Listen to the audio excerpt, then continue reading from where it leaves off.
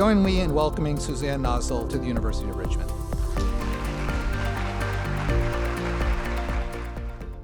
Can you say a little bit about how PEN America has evolved in those last 10 years? Sure. We talk about our mission is to both celebrate and defend freedom of expression worldwide. And the celebration side of PEN America includes public literary events, literary awards, and then we have a very robust free expression advocacy side of the organization that works both here in the United States and around the world. And kind of historically, the heart and soul of it has really been defending people who are imperiled around the world because of what they've written or expressed.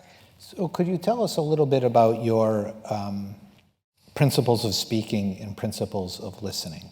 Yeah, sure. So in my book, Dare to Speak, Defending Free Speech for All. Which is awesome. You should read it. Please do. I don't know if we have copies on so the way I laid it out was sort of 20 principles for how I think we can live together in our diverse, digitized, and divided society without curbing free speech. And I think it involves certain obligations on all of us as citizens and residents of this country.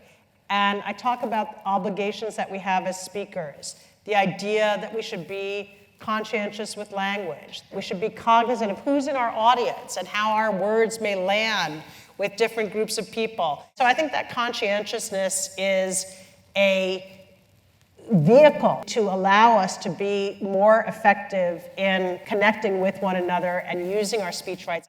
We need to be ready to apologize if we say something the wrong way, it doesn't land the way we intended. Not that you should apologize if you simply said what you meant and someone disagrees with it or objects to it.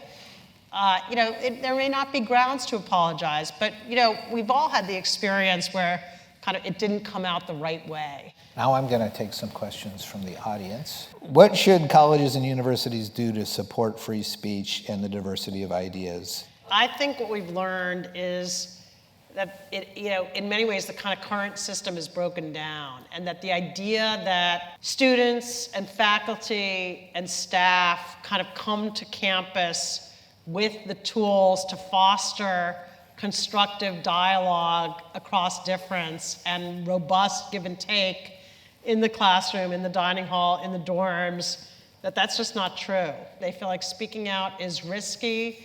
They're not able necessarily to engage in the kind of back and forth with people with drastically different views to try to better understand where others are coming from, to learn how to hone their own arguments. We have to become much more deliberate and intentional about how we instill these habits and give people the skills and the confidence to have those tough conversations.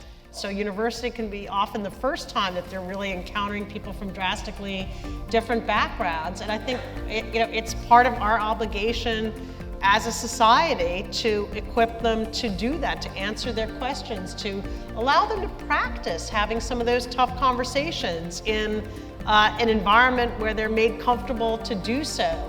This was fantastic. Thank you so much for spending time with us. Thank you.